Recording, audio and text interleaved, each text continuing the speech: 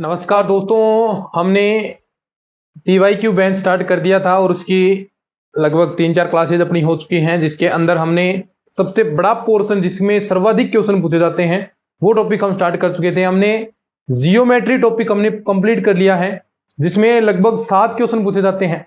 लेकिन आज जो हम टॉपिक करने वाले हैं वो होगा सबसे महत्वपूर्ण, एरिया एंड सरफेस, जिसमें एग्जाम के अंदर 7 से 8 क्वेश्चन, यानी 8 क्वेश्चन बहुत बार पूछे गए हैं, लेकिन 7 से 8 क्वेश्चन यहां से कंफर्म पूछे जाते हैं। कौन कौन से टॉपिक होते हैं? शंकु के बारे में, बेलन के बारे में, घन घनाभ के बारे में, गोले के बारे में पूछेगा, त्रिभुज के क्षेत्रफल के बारे में पूछेगा, चतुर्भुज के बारे में पूछेगा, आयत वर्त के क्षेत्रफल के बारे में पूछेगा। तो यहां से क्वेश्चन बनते हैं और बहुत इजी क्वेश्चन आए हैं। आप देखिएगा, सबसे पहले हम जो 2022 संस्कृत शिक्षा विभाग के अंदर हुआ उसके बारे में हम पेपर को सोल्व करेंगे। लेकिन टॉपिक वाइज ये चल रहा है बैच, इस बैच को आपको शेयर जरूर करना है। देखो, सेकंड ग्रेड मैथ की जो टेस्ट सीरीज है अपनी, ये भी अब देखो 3 महीने का टाइम बचा है आपके पास। अब प्रैक्टिस पर पूरा जोर देना है। अब जितना आपने कोर्स कर लिया ठीक है, अच्छी बात है, कुछ टॉपिक रहे हैं तो उनको कंप्लीट कीजिए। अब जो शुरुआत करना चाहता है तो वो थोड़ा सा पॉसिबल नहीं होगा, लेकिन जो शुरुआत कर चुके हैं उन विद्यार्थियों के लिए महत्वपूर्ण बात है कि अब आपको टेस्ट सीरीज देनी चाहिए, टॉपिक वाइज टेस्ट देने चाहिए, प्रैक्टिस सेट्स आपको निकालने चाहिए। जो हमने सेट्स आपके लिए तैयार किए गए हैं, क्वेश्चन एक भी बाहर नहीं जाएगा। 3 महीने बहुत सफिशिएंट टाइम है ये चीजें सोल्व करने के लिए, स्पेशल आपके लिए है। इसके अंदर सारे टेस्ट अपलोड हैं विद सॉल्यूशन PDF के साथ, ताकि आप उनको बार बार क्वेश्चन को रिपीट करें। ये नई टेस्ट सीरीज है, इसमें 2-2, 3-3 टॉपिक मिलाकर होंगे, तो ये भी बहुत महत्वपूर्ण है। क्वेश्चन सभी में अलग अलग है, यानी इसमें अलग क्वेश्चन, इसमें अलग क्वेश्चन, और यहाँ प्रैक्टिस सेट में 2500 क्वेश्चन आपको प्रैक्टिस के लिए और दिए गए हैं। और नोट्सों के अंदर इतने 2500 से 3000 क्वेश्चन सोल्व्ड हैं, तो यानी 5-4 क्वेश्चन तो यहाँ और 1700-1800 क्वेश्चन यहाँ, तो लगभग 3 महीने के अंदर आप ऑलमोस्ट 7000 के आसपास क्वेश्चन निकाल लेंगे। और इतने क्वेश्चन निकालिए, एक भी क्वेश्चन बाहर नहीं जाएगा। तो ये आपके लिए कॉम्बो तैयार किया है, अलग अलग ये प्राइस ये है। और कॉम्बो क्या है? कॉम्बो ये रहा, सिर्फ 651 रुपए के अंदर ये संपूर्ण कॉम्बो आपको मिलेगा। व्हाट्सएप, ये टीम के अपने व्हाट्सएप नंबर है। लेकिन अगर आप साथ में कोर्स चाहते हैं, क्लासेस आते हैं, तो क्लासेस चाहते हैं तो सिर्फ एक्स्ट्रा आपको प्लस 200 रुपए एक्स्ट्रा करने हैं, यानी 851 रुपए आपको पे करने हैं। और ये सारी चीजें आपके लिए अवेलेबल हो जाएंगी। अभी यहां पर कॉन्टेक्ट करना है, ठीक है? तो चलिए अब हम आगे बढ़ते हैं। और सबसे पहला जो आज की क्लास के अंदर जो क्वेश्चन होगा उसको हम सोल्व करेंगे, ठीक है?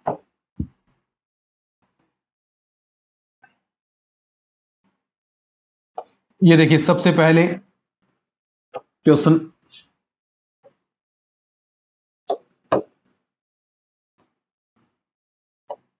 ठीक है, बढ़िया क्वेश्चन। सबसे पहले देखिएगा, जबरदस्त क्वेश्चन से शुरुआत हम करते हैं। ये कब आया? 2024 के अंदर जो संस्कृत शिक्षा विभाग का पेपर हुआ उसके अंदर क्वेश्चन, यानी टॉपिक वाइज हम चल रहे हैं और एक एक करके हम पूरे टॉपिक वाइज मैं क्वेश्चन सॉल्यूशन के साथ यूट्यूब पर अपलोड कर दूंगा। क्वेश्चन यहीं से ही रिपीट होंगे, देखिएगा दोबारा सेम टू सेम आप देखेंगे तो यहीं से बार बार क्वेश्चन रिपीट हो रहे हैं। तो थोड़ा सा आप बढ़िया तरीके से एनालिसिस करते हैं तो आपके क्वेश्चन आपको पता चल जाएगा भी किस तरह के क्वेश्चन आ रहे हैं और कहां से आ रहे हैं। तो थोड़ा इन क्लासेस को रेगुलर देखिएगा, ठीक है?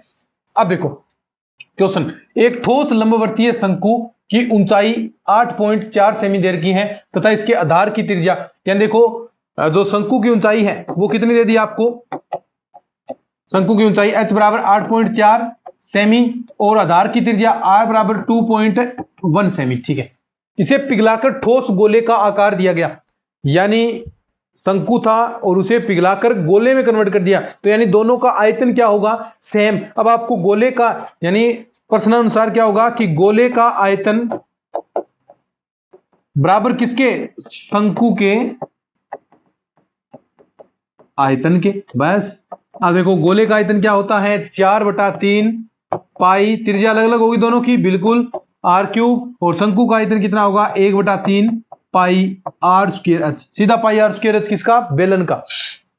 अब जो चीज देर की है वो देखो क्या पूछा इसने, इस गोले की त्रिज्या यानी r की वैल्यू आपको फाइंड आउट करनी है। तो जो चीजें आपके पास हैं वो देखो, पाई की वैल्यू 22/7 लेनी है, तो 4/3 पाई r3, यहां 1/3 पाई r²। देखो r की वैल्यू कितनी है? 2.1 सेमी, तो 2.1 सेमी कर लीजिए, 2.1 इंटू 2.1, ठीक है? और h की वैल्यू कितनी है? इंटू में 8.4, बोलो, एक पाई से पाई रहना पाई, 3 से 3 कैंसिल। अब देखो क्या बचा, आर क्यूब, ये 4 का भाग देंगे तो देखो क्या 2.1 इंटू 2.1, देखो 8.4 में मैं 4 का भाग दे रहा हूं, किसका, 4 का, तो 4 का भाग देंगे तो 4 दुए और 4 एकम 4, यानी वापिस इसमें देखो 4 दुए 8 और 0.1, यानी वापिस 2.1 आ गया। अब देखो आर क्यूब बराबर 2.1 2.1 2.1, तो आर बराबर कितना आ जाएगा 2.1, ये क्या आ जाएगा आपका आंसर। कहां है ये रहा तीसरा ऑप्शन। देखो कितने सिंपल क्वेश्चन है, बोलो, बहुत सिंपल क्वेश्चन है, बस यही तो करना था। नेक्स्ट क्वेश्चन देखिएगा, आगे है क्वेश्चन आज के इस लेक्चर का, ये रहा।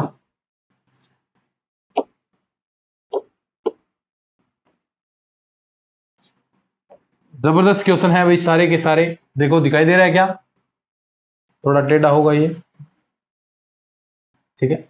देखो क्वेश्चन देखना, आपको मेन जो फोकस है वो क्वेश्चन करना, ठीक है।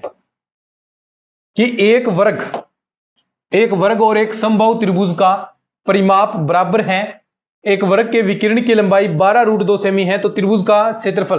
देखो जो देर का एक वर्ग और एक समबाहु त्रिभुज का परिमाप बराबर है, वर्ग की भुजा मान ली बराबर ए और त्रिभुज की मान लो कैपिटल ए, ठीक है। तो देखो क्या कहता है ये कि परिमाप क्या होता है, वर्ग का परिमाप 4a इज इक्वल टू कितना 3a, इसके इक्वल है। अब दो चीज है, एक वर्ग के विकिरण की लंबाई आपको दे रखी है, तो त्रिभुज का क्षेत्रफल निकालना है। अब देखो समबाहु त्रिभुज है, समबाहु त्रिभुज के क्षेत्रफल का जो सूत्र है वो क्या होता है, √3/4a², यानी भुजा स्क्वायर। भुजा आपको ये देखो, ये ए भुजा है, ये फाइंड आउट करनी पड़ेगी। और ये फाइंड आउट करने से पहले आपको ये ए, क्योंकि अगर देखो यहां बराबर अगर ए आपके पास आ जाए तो आप 3 का भाग देकर ए निकाल सकते हैं। तो ये ए क्या है, वर्ग की भुजा, और वर्ग की भुजा निकालने के लिए इसने क्या दिया है, वर्ग के विकिरण, और वर्ग के विकिरण की लंबाई, क्योंकि वर्ग के विकिरण की लंबाई क्या होती है, वर्ग के विकिरण की लंबाई होती है, बता दो, √2a, सब जानते हैं। तो देखो √2a बराबर दे दिया इसने 12√2, √2 से √2 कैंसिल, a बराबर कितना 12, तो a बराबर 12, तो 12 यहां रखेंगे तो देखिए क्या आ जाएगा, 12 रखेंगे देखो यहां, तो 4 into 12 is equal to 3a, 3 चौके 12, a की वैल्यू कितनी आ गई 16, ये क्या आई है भुजा। तो समबाहु त्रिभुज का क्षेत्रफल, तो समबाहु त्रिभुज का क्षेत्रफल तो कितना होता है, √3/4a², तो √3/4a की वैल्यू 16, 16, 4 चौके 16, ये कितना आ गया 64 √3 वर्ग सेमी, या जो भी आपको देर का है वर्ग सेमी, ठीक है। ऑप्शन है क्या, ये रहा सर, ठीक है। चलिए आगे बोलो, सिंपल क्वेश्चन है, कोई दिक्कत है क्या, नहीं है। चलिए आगे बढ़ते हैं, दिखते तो रहेंगे नहीं, क्वेश्चन बहुत आसान है भाई सारे। ये भी संस्कृत शिक्षा विभाग 2024 में क्वेश्चन पूछा गया, बहुत आसान है। देखो लेकिन थोड़ा सा आपको देखने पर लगता होगा क्या क्या दे दिया इसने। तो सबसे पहले वर्त देर का है, तो एक वर्त बना लीजिए। देखो ये रहा, एक वर्त के चाप की लंबाई 5 पाई सेमी और इस जिसमें त्रिज्याखंड, तो त्रिज्याखंड ये त्रिज्या हो गई, ये आपका ये क्या है आपके चाप की लंबाई, इसे क्या कहते हैं चाप की लंबाई, ये कोण थीटा, ये आपका केंद्र सेंटर बिंदु होगी, ठीक है। ये आर होती है, ये भी आर। इसने कहा है कि एक वर्त एक चाप की लंबाई 5 पाई सेमी है, चाप की लंबाई, देखो चाप की लंबाई क्या होगी, यहां से ये चाप की लंबाई, ये होती है चाप की लंबाई, इतनी ए बी दे दो इसको, ए बी क्या है चाप की लंबाई। ए बी कैसे निकाल सकते हैं, देखो ये आप जानते हैं टोटल कितनी होती है 2 पाई आर, 2 पाई आर, तो इतनी बताएं किस प्रकार होगी। देखो ये एंगल से डिसाइड होगा, पूरा एंगल कितना 360 डिग्री, इसने घेर कितना रखा, इन दोनों के रेखाओं के जो ये ए बी पॉइंट है इसके मध्य कितना एंगल थीटा, तो थीटा बटा 360, ये आ गया इतने एंगल का, और वृत्त की परिधि आपको चाप निकालना है, ये लंबाई, तो टोटल 2 पाई आर, और इतना हिस्सा अगर आप देखो ये इतना हिस्सा आएगा यहां से, और कितने में से 2 पाई आर में से। समझ में आ गई ये बात? ये क्या होगी चाप की लंबाई, ये कितनी देर की इसने 5 पाई, समीकरण नंबर 1 दे दो। दूसरी चाप की लंबाई दे दी इसने। दूसरा त्रिज्य खंड से ये गिरा क्षेत्रफल, क्षेत्रफल त्रिज्य खंड से गिरा उसका क्षेत्रफल 20 पाई, तो देखो क्षेत्रफल कितना होगा त्रिज्य खंड का, थीटा बटा 360, वही इतना हिस्सा क्षेत्रफल निकाला। टोटल क्षेत्रफल कितना पाई आर स्क्वायर, तो इनटू में पाई आर स्क्वायर, ये कितना है 20 पाई, कितना पाई 20 पाई। ये समीकरण नंबर 1, समीकरण नंबर 2। अब आप देखो समीकरण 2 में 1 का आप भाग दे दो, समीकरण आर की वैल्यू निकालनी है आपको, 2 भाग में 1, ठीक है। तो देखो थीटा बटा 360 इंटू में पाई आर स्क्वायर, भाग में कितना थीटा बटा 360 इंटू में 2 पाई आर, 20 पाई बटा 5 पाई, ठीक है। पाई से पाई रह ना पाई, 5 चौके 20, यहां भी पाई से पाई रह ना पाएगी, और एक आर से एक आर कैंसिल, थीटा बटा 360 से थीटा बटा 360, तो ये बच गया आर बटा 2, कितना बच गया आर बटा 2 इज इक्वल टू कितना 4, और आर की वैल्यू कितनी आ गई 8 सेमी, कितनी 8 सेमी। ये क्या है आपका ऑप्शन। समझ में आ गई बात, बोलो समझ में आ गई तो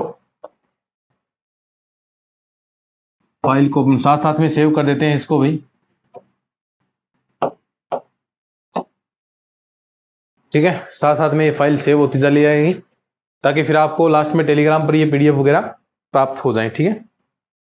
ये समझ में आ गया, आगे देखो फिर समझ में आ गया तो नेक्स्ट क्वेश्चन, क्वेश्चन नंबर 4 आज का, ये कर दिया क्या आपने 8 सेमी वाला, ये लो ये क्वेश्चन करके दिखाओ फिर, आसान क्वेश्चन है सारे, ये लीजिए, ये तो कर देंगे सभी ना। ये भी संस्कृत शिक्षा विभाग में, यदि किसी वर्ग की परिधि व त्रिज्या का अंतर, देखो परिधि क्या होती है 2 पाई आर माइनस आर बराबर कितना दे दिया 74, यहां से आर कॉमन ले लिया 2, पाई को क्या 22 बटा 7 लिख देंगे, माइनस का 1 बराबर 74, देखो आर 44 बटा 7 माइनस का 1 बराबर 74, यहां से आर 7 घटेगा तो कितने 37 बटे 7 बराबर 74। देखो अब हम करते हैं इसको आर की वैल्यू, तो आर बराबर क्या आ जाएगा 74 इंटू 7 अपॉन में 37, 37 दुए 74, आर की वैल्यू कितनी 14 सेमी। क्या ऑप्शन है ऐसा, क्या निकालना था वर्त का क्षेत्रफल, तो आर की वैल्यू आ गई। वर्त का क्षेत्रफल क्या होता है, वर्त का क्षेत्रफल बता दो क्या पाई आर स्क्वायर, तो पाई 22 बटा 7, आर की वैल्यू 14 इंटू 14, 7 दुए 14, 22 दुए 44, 44 को किससे गुणा करना आपको बता दो, 44 को 14 से, 14 चौके 14 थे 42, 14 चौके 56, और 14 चौके 56 और 4 60, 716 वर्ग सेमी, ये रहा 716 वर्ग सेमी, ठीक है भाई, बढ़िया रिजल्ट आया है।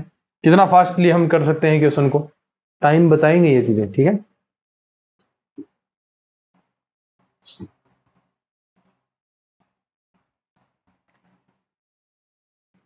देखो सबसे पहले आपको पेपर के अंदर, अगर मैं बात बताऊं थोड़ा सा महत्वपूर्ण बात आपको बता दूं कि पेपर में सबसे पहले आपको क्या करना है, पेपर में सबसे पहले क्या करें इस पर हम बात करते हैं थोड़ा। सबसे पहले क्या करें यानी कौन सा पोर्शन आपको करना चाहिए सबसे पहले, तो देखो जो सबसे पहला काम है 9 से 10th वाला पोर्शन आपको करना है।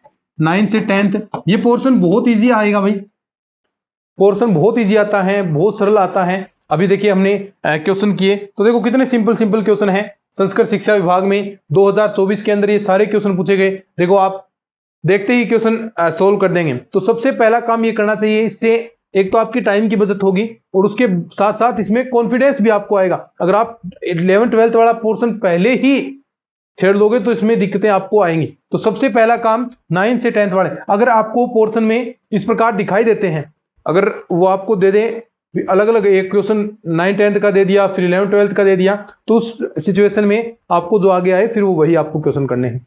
लेकिन अगर आपको वो क्वेश्चन इस प्रकार दे, लगभग वो देता है भी 9th 10th के क्वेश्चन एक जगह दे दे, 11th 12th के क्वेश्चन अलग दे, फिर उसमें हेर फेर कर सकता है।